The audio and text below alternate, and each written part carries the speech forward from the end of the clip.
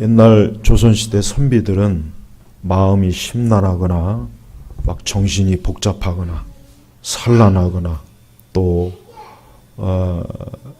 공연히 마음이 좀 불안하거나 근심이 들거나 염려가 들 때 이 선비들은 뭘 했냐면 책을 읽었습니다. 조용히 방에서 유교 경보, 선비들은 당연히 그 시대 유교 경전, 여러 사소경이든지 공자인지 맹자인지 여러 경전이 얼마나 많습니까? 그러니까 조용하게 방에서 혼자 책을 읽는 그러한 습관을 이 선비들은 가졌습니다.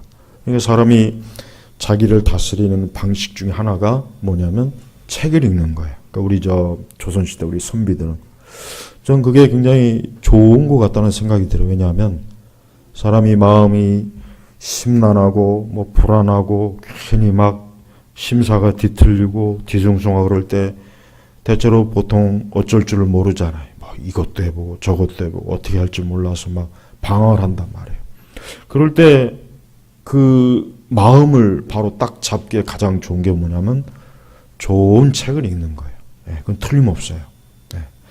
우리 그리스도인들은 특별히 우리 그리스도인들 마찬가지예요. 우리 그리스도인들도 살아가면서 여러 가지 일로 생각이 복잡하거나 심사가 막 뒤틀리거나 마음이 불안하거나 안정이 안 되거나 또 이런저런 일로 괜히 막 근심이 되고 두려움도 생기고 짜증도 내고 화도 나고 그럴 때 여러분 꼭 시편을 꼭 읽어보세요. 정말 시편의 말씀은 우리에게 있어서 우리 성도들에게 있어서 우리 영혼의 강장제예요. 시편은 영혼의 강자입니다. 청교도들이 그렇게 표현해요. 그래서 이 시편의 말씀은 우리 성도들이 이 세상을 살아나갈 때 우리의 마음을 헤집는 것들, 우리의 마음을 슬프게 하거나 두렵게 하거나 근심케 하거나 또 알 수 없는 어떤 공연히 알 수 없는 뭔가로 인해서 괜히 마음이 어둡거나 그럴 때 이 시편의 말씀만큼 우리의 심령을 안정시키고 밝게 하고 우리 안에서 기쁨과 소망과 즐거움을 줄 수 있는 이 말씀은 이 시편이 최고입니다. 사실 오늘 이 17편, 시편 17편은 우리 지난번 그 전에 한번 1절부터 3절을 봤죠. 자, 그렇습니다. 다윗은 특별히 보니까 대적들로부터 구원을 위한 기도라는 표제가 있어요. 그러니까 다윗을 대적하는 자. 다윗은 일생에 보면 대적자가 참 많았어요. 사울부터 시작해가지고 나중에는 하다 자기 아들까지도 자기의 왕위를 뺏으려고 아들까지도 자기에게 칼끝을 겨눌 정도로 다윗은 일생 동안 정말 대적자가 많았습니다. 마치 우리 예수님과 똑같죠. 예수님도 공생의 시작부터 그분이 십자가에서 죽으실 때까지 얼마나 예수님이 대적자가 많았습니까? 마찬가지입니다. 우리 성도들도 마찬가지예요. 우리 성도들도 살아가면서 많은 대적자들이 있어요. 원수 마귀가 있어요. 마귀는 반드시 우리 성도들을 대적합니다. 또 악인이 우리를 대적합니다. 또 알 수 없는 이 세상의 죄악의 세력들이 우리 성도들을 대적해요. 그런 무수한 대적들이 많습니다. 그런 대적자들을 어떻게 그런 대적자들에 대항을 했을까? 다윗은 어떻게 했습니까? 시편 17편 1절에 여호와시여 의로운 호소를 들으소서. 그래. 하나님께 호소한 겁니다. 하나님께 호소한 겁니다. 우리가 우리를 대적하는 자를 상대할 수 있는 최고의 비결은 뭐냐? 첫째로 하나님께 우리의 대적자들을 맡기는 거예요. 하나님께 호소하고 하나님께 부르짖는 거예요. 분명히 다윗은 자기가 하나님께 호소하고 하나님께 부르짖으면은 하나님께서 들으시리라는 것을 분명히 알았어요. 아니 들으실 뿐만 아니라 2절에 보면 주님의 눈으로 하나님은 들으실 뿐만 아니라 보시는 분이에요. 자, 여러분, 하나님이 얼마나 우리와 가까이 하시냐면 우리의 모든 것들을 들으시고 보시고 우리를 만지시고 하나님은 이렇게 우리와 엄청나게 친밀하게 함께하는 분이란 말이에요. 그러니까 그런 하나님을 제껴놓고 우리가 누구와 함께하고 누구와 더 가까이 하겠습니까? 우리가 예수님을 믿되 그저 예수님이 저 하늘 보좌 우편에 계시겠지 물론 예수님 하늘 보좌 우편에 계십니다.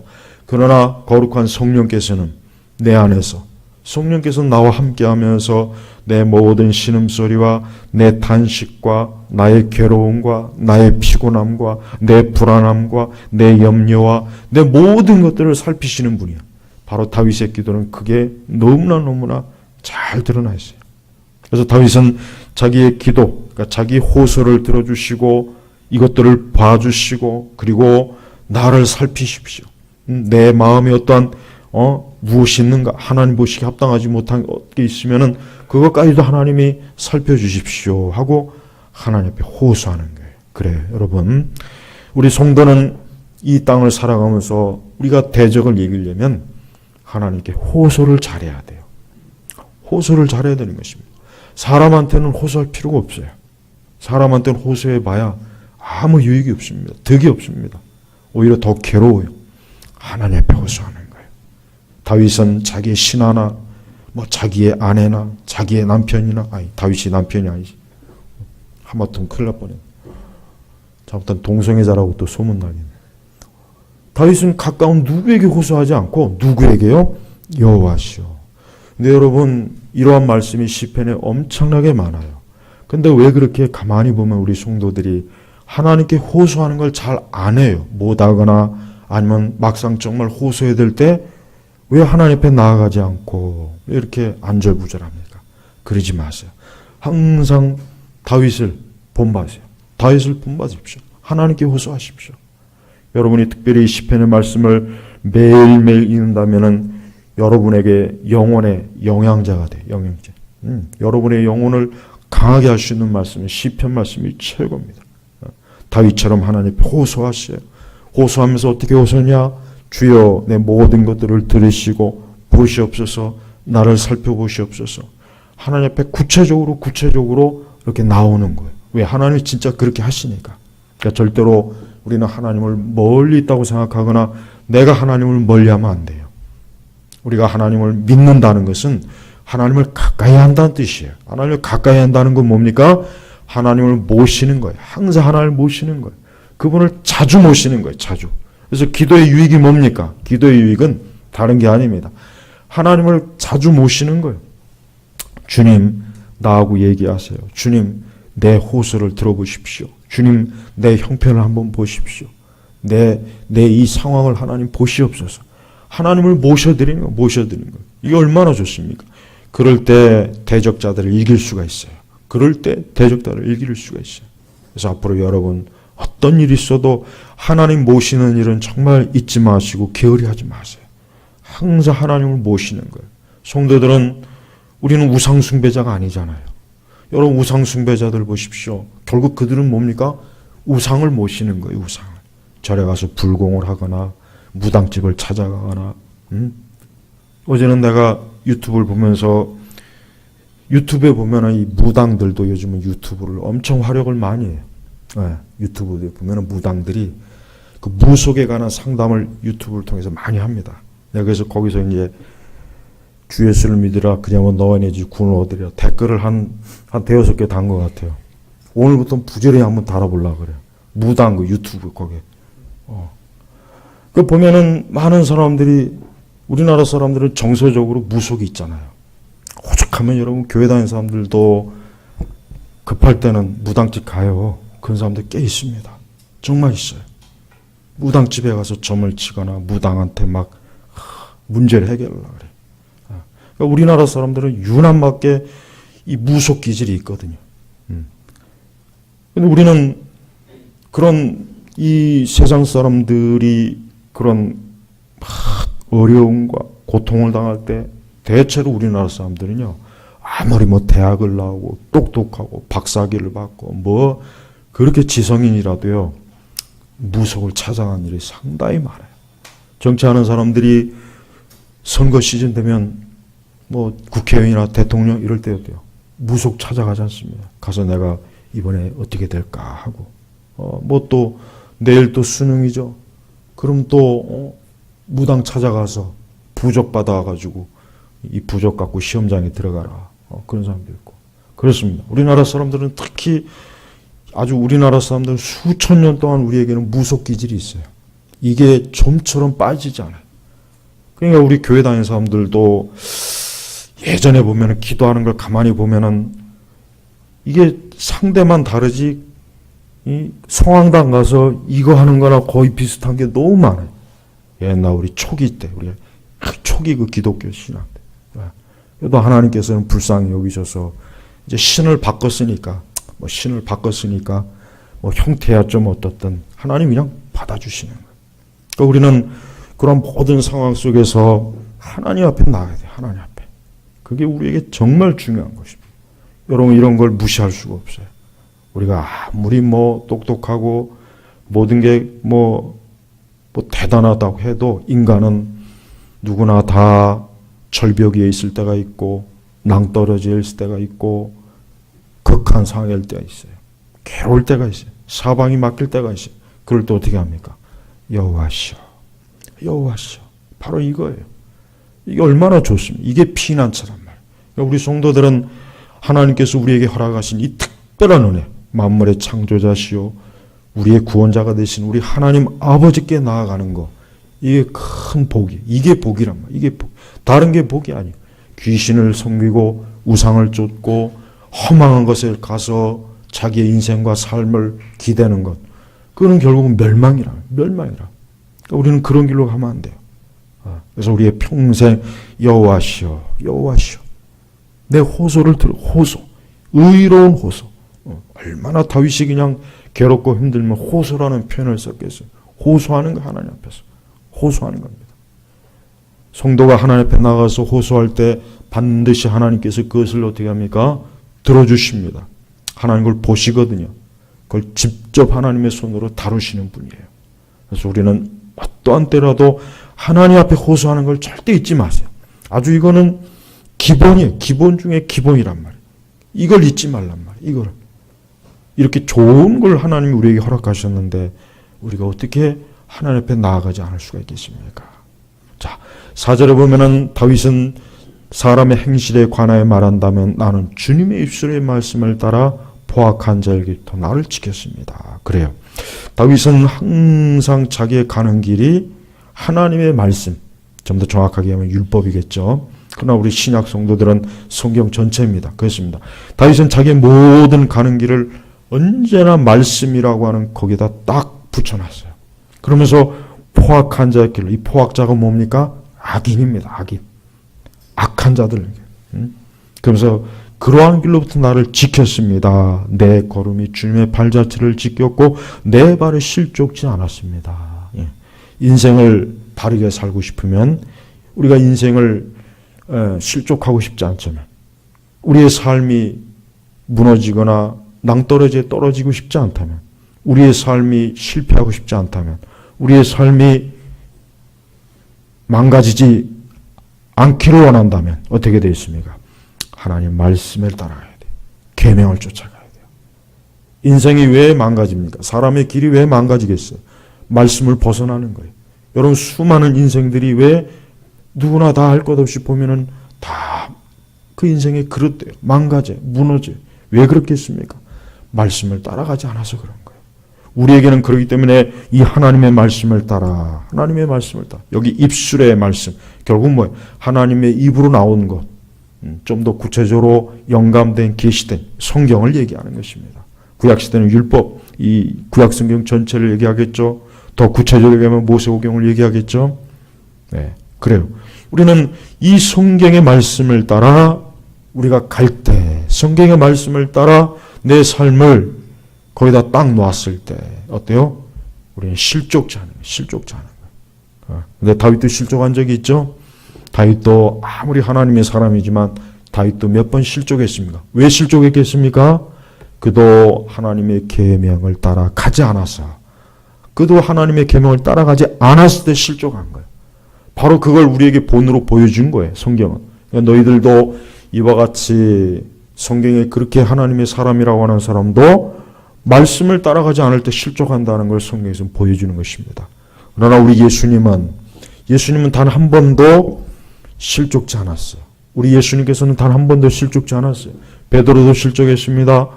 바울도 사실 잘못된 길로 간 적이 있습니다. 그러나 세례 요한도 그랬고, 성경에 아무리 위대한 하나님의 사람도 다 몇 번씩은 실족한 일이 있어요. 그러나 우리 예수님의 공생의 마태마가 누가 요한복음 사복음서 보십시오. 예수님은 단 한 번도 실족하지 않았어요. 왜 그렇겠습니까? 우리 예수님께서는 하나님 아버지의 말씀을 따라갔기 때문에 그분은 하나님 아버지의 말씀을 따라갔어요. 우리도 하나님의 말씀을 따라가야 돼요. 우리의 삶, 여러분 이 세상의 인생들은 보면은 그래요.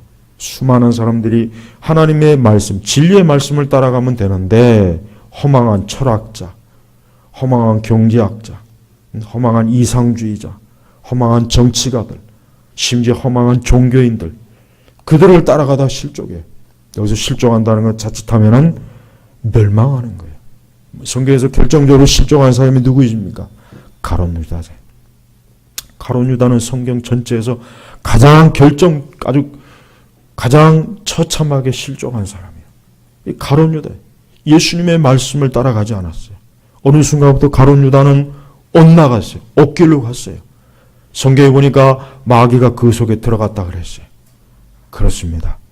우리 성도들은 항상 이 믿음의 길 신앙생활할 때, 우리가 살아갈 때 실족하지 않는 게 좋아요. 실족하지 않는 게 좋습니다. 실족하지 않도록 하나님 앞에 늘 기도하세요. 그러려면 어떻게 돼요? 말씀을 따라가면 돼요. 그러니 우리가 시편 1편의 말씀대로 주야로 말씀을 묵상하는 자가 왜 복이 있는 거예요? 주야로 말씀을 묵상하니까 실족하지 않으는 거예요. 실족하지 않으니까 복이 있는 것입니다.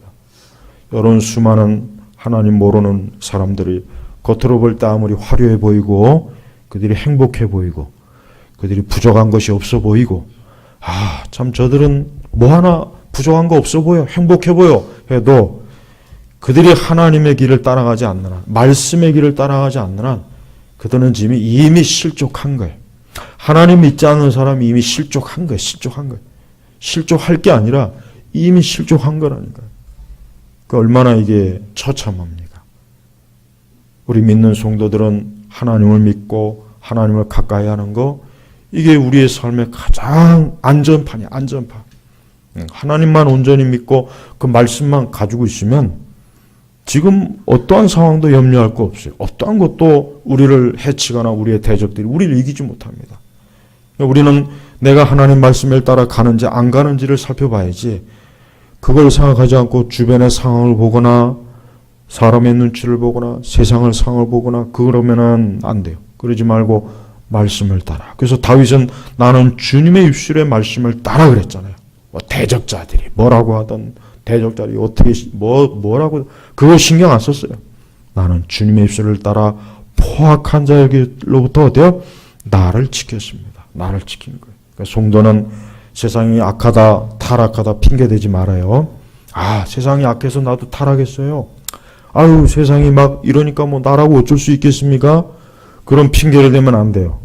내가 하나님 말씀을 따라가면 세상이 아무리 악해도 우리가 늘 하나님 안에서 믿음을 지키고 거룩함을 지킬 수가 있어요.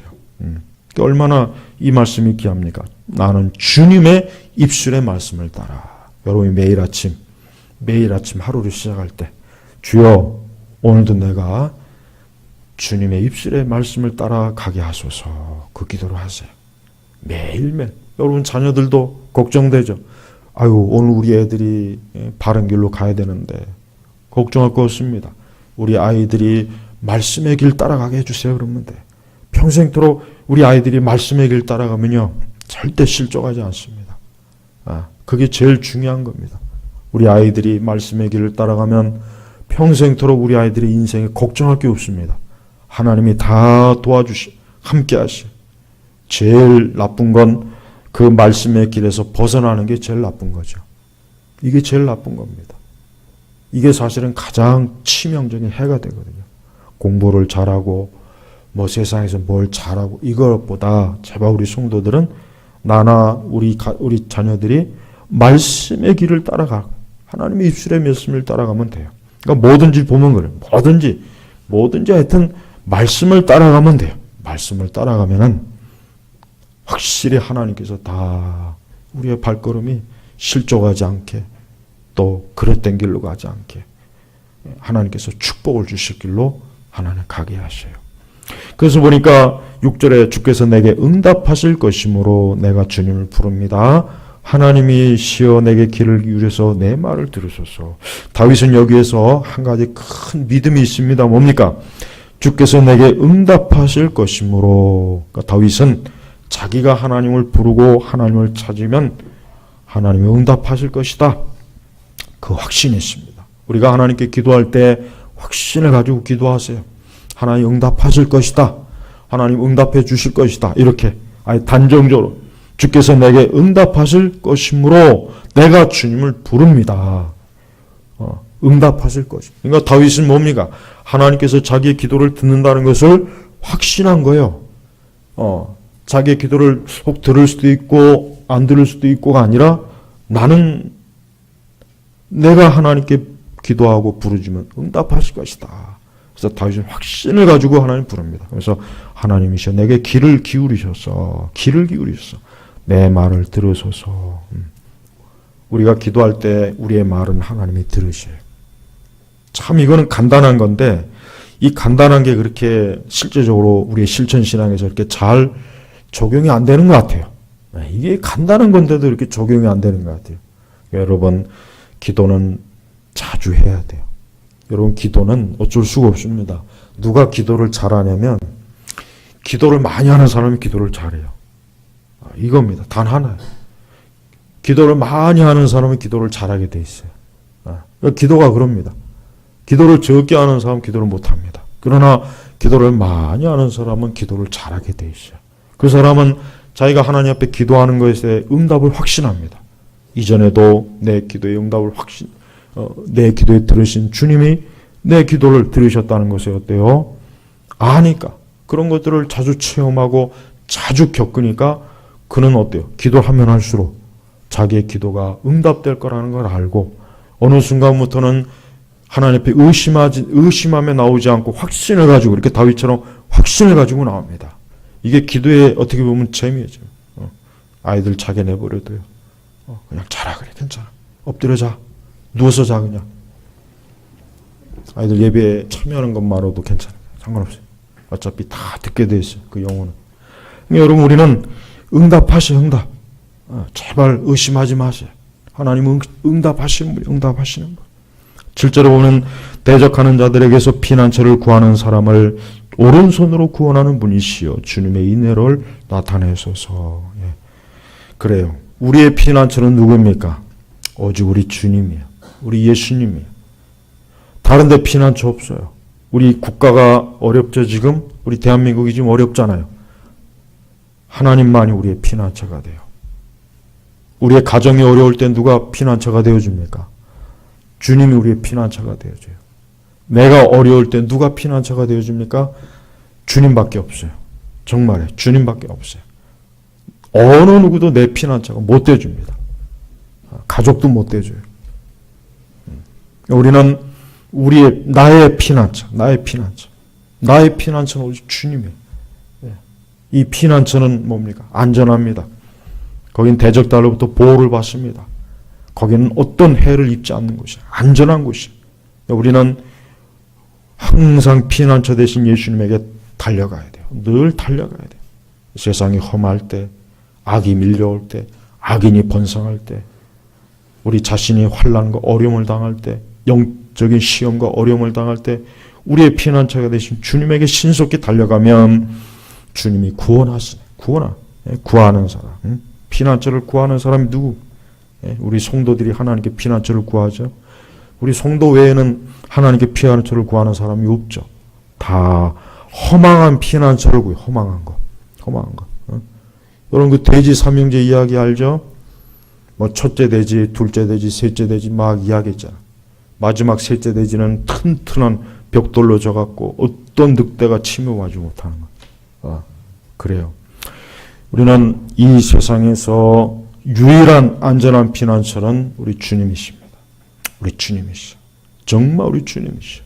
그래서 항상 우리는 주님이 나의 피난처라는 공식을 머릿속에 우리의 마음속에 항상 새겨 어떤 일이 있어도 하나님은 나의 피난처가 되어주신다. 내가 주님을 찾아가고 내가 주님에게 피하면 주님은 나를 아주 철저하게 보호하신다. 그 어떤 악이 나를 해치지 못하고 나를 손끝 하나 못되게 하나님이 하신다. 우리가 하나님이 나의 피난처라는 걸 안다면은 걱정할 게 없습니다. 염려할 게 없습니다. 언제나 도망갈 때가 있으니까. 그래, 나는 도망갈 때가 있다. 나는 언제든지 피할 때가 있으니까 걱정 없어. 이 피난처. 셰퍼가 스위스 산장에다 라브리라고 하는 걸 줬죠. 라브리가 뜻이 뭡니까? 불어로. 피난처란 뜻이거든요. 피난처. 그래요. 거기에 60년대 70년대 많은 젊은이들이 이 세속의 철학과 온갖 이 이방 종교, 온갖 이 세상의 잡다한 죄악으로 우리 젊은이들이 피난왔어요. 거기서 하나님의 진리의 가르침을 듣고 올바른 기독교 세계관을 배우고 그들이 이 세상에서 그리스도의 복음대로 살고 가르쳤잖아요. 그렇습니다. 피난처. 우리 주님이 피난처. 일단 교회는 피난처. 여러분, 교회는 피난처입니다. 이 교회는 영적으로 하나님이 세우신 피난처예요. 구약 성경에 보면은 부지 중에 죄를 지면 어디로 갑니까? 도피성으로 가죠. 바로 그 도피성이 뭡니까? 영적으로 교회예요. 교회. 그러니까 교회를 벗어나는 것은 피난처를 걷어치우는 거예요. 우리는 절대 하나님의 거룩한 교회를 벗어나지만 안 돼요. 교회를 벗어난 이 가난한 신자들은 잘못된 거예요. 왜? 그들은 자기들의 피난처를 뒤집어 버려버리는 거예요. 하나님께서 굳이 교회가 필요 없다면은 그냥 각자 알아서 다 따로따로 떨어져 혼자 예배드리고 혼자 기도하고 혼자 말씀 보고 그렇게 하라고 하지, 굳이 이 교회를 세울 이유가 뭐가 있겠어요? 이렇게 성도들이 모여서 이렇게 모이는 이 교회를 세울 이유가 뭐가 있겠습니까? 이곳이 하나님이 임재하시는 곳이기 때문에 그래요. 그러니까 가난한 성도들은 그걸 모르는 거예요. 자기 혼자 재미는 있겠지. 예? 그게 어떻게 보면 신비로울 수도 있고 뭔가 깊은 영성일 것 같지만 아닙니다. 그건 피난처를 떠난 거예요. 가난한 성도들은 절대 교회라고 하는 울타리를 벗어나면 안 돼요. 이건 절대 안 됩니다. 거룩한 교회에 속해야 돼요. 교회에 적을 둬야 돼요. 그 교회에 적을 두고 그 교회에서 예배를 드리고 그 교회에서 하나님을 경외하고 성도들과 교제하고 찬송을 부르고 기도를 하고 하나님이 정해놓은 거예요. 예수님께서 부활하시고 승천한 이후에 성령께서 내려오셔서 사도행전 1장에 보면은 교회를 세우셨잖아요. 바로 이거예요. 이거. 예루살렘 교회가 이거랍니다. 그러니까 가나안 교회는, 가나안 신자는 그건 구원 못 받습니다. 그리스도의 몸을 벗어나는데 어떻게 구원받습니까? 가장 기본적인 거예요. 이거는 구원론의 가장 기본적인데 이거를 모르고 그렇게 이 잘못된 기독교 철학자들에게 영향을 받아가지고 그들에게 더 무슨 깊은 영성이나 있는 것처럼, 거기에 무슨 영성이 있습니까? 거기엔 죽음의 그림자가 있어요. 해골밖에 없어요. 죽은 시체밖에 없는 거예요. 그러니까 가난한 신자가 될 생각은 꿈에도 꾸지 마십시오. 어느 교회든지 꼭 교회, 바른 교회, 올바른 교회에 적을 두고 거기서 하나님을 예배해야 되는 거예요. 자, 8절에 나를 눈동자같이 지켜주시고 주님의 날개끈에 나를 숨기소서. 이 8절 말씀만 가지고도 얼마나 우리의 큰 위로가 돼요. 나를. 여러분, 사람이 이 눈동자가 굉장히 중요하잖아요. 중요하죠. 사람이 눈동자가 얼마나 중요합니까? 그래서 우리 주님께서 우리를 눈동자같이 지켜주시고 주님의 날개 그늘에 나를 숨기소서. 그러니까 하나님께서 우리를 지켜주시고 숨겨주시는 거예요. 환난이 와도 우리 주님이 우리를 지켜주고 숨겨줘요. 위험이 와도 우리를 지켜주고 숨겨줘요. 악인에게서 우리를 지켜주시고 숨겨줘요. 그러니까 하나님께서 우리를 지켜주시고 우리를 숨겨주시면 이게 얼마나 큰 평안이고 안전이잖아요. 안전. 하나님께서 우리와 우리의 자녀들과 우리의 가족과 우리의 교회와 이 나라와 이 민족을 지켜주시고 숨겨달라고 하나님께 기도해야 될 시기입니다. 지금은. 사실 지금은 우리 성도들이 기도를 정말 많이 해야 될 때입니다. 지금은 사실 보면은 어느 때보다 어려운 때고 위험한 때요, 사실은. 그래서 우리가 매일매일 주여 우리를 지켜주소서, 우리를 숨겨주소서, 이런 기도를 해야 돼요. 9절에 보면 나를 괴롭히는 악인들과 나를 애워싸고 생명을 누리는 원수들에게서 지키소서. 악인들과 원수들. 악인들과 원수들. 이 악인들과 원수들은 우리를 괴롭힙니다. 우리의 원수예요. 심지어는 생명을 누리는 원수예요.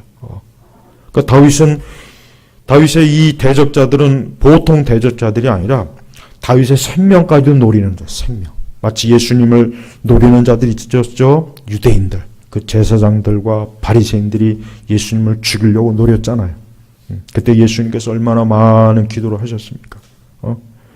우리 주변에 있는 악인들, 우리를 애워싸는 이 원수들로부터 우리를 지켜주소서. 우리를 보호하소서.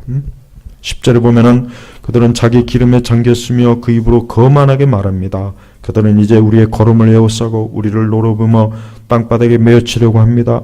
그 모습은 먹이를 찢으려는 사자 같고 은밀한 곳에 엎드린 젊은 사자 같습니다.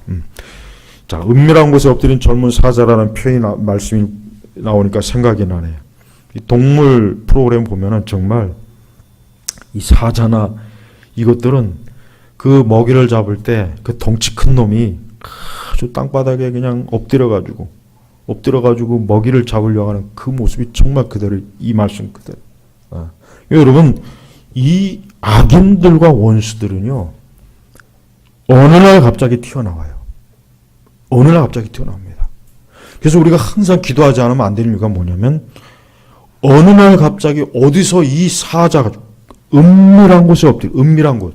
우리가 못 보여요. 못 봐. 내가 못 본다니까요. 여러분, 우린 주변에 평온하면, 대부분 평온하면은, 아, 내가 평안하다. 아무 문제 없네. 아유, 뭐 괜찮네. 그러면서 이제 영적으로 게을러져요. 기도가 게을러져요. 예배가 게을러집니다. 주일을 성수 안 합니다. 하나님의 집을 멀리합니다. 신앙이 멀어집니다. 성경을 멀리합니다. 그게 얼마나 잘못된 건지 아십니까? 지금 내가 보지는 못하지만 은밀하게 그 숨은 곳에서 이 젊은 사자, 늙은 사자도 아니에요. 젊은 사자 얼마나 힘이 강하겠어요. 이게 지금 숨어 있어요. 숨어가지고 조금만 이제 빈틈이 오면은 한순간에 어떻게 합니까? 사자가 목을 물잖아요. 이 사자들이 보니까 목을 물더라고요. 목을 물어서 한순간에 그냥 이 숨통을 확 끊어놓더라고요. 아, 무서워요. 정말 무섭습니다. 이 사자 호랑이들은. 이 원수마귀가 그래요. 그러니까 성도들이 제발, 아, 나 지금 아무 문제 없어. 아, 나 평온해. 늘 이래. 괜찮아. 아닙니다. 지금 어딘가에서 이 원수, 이 사단, 이 악인이 웅크리고 있어요. 웅크려서 지금 숨어 있어요. 내가 못 볼 뿐입니다.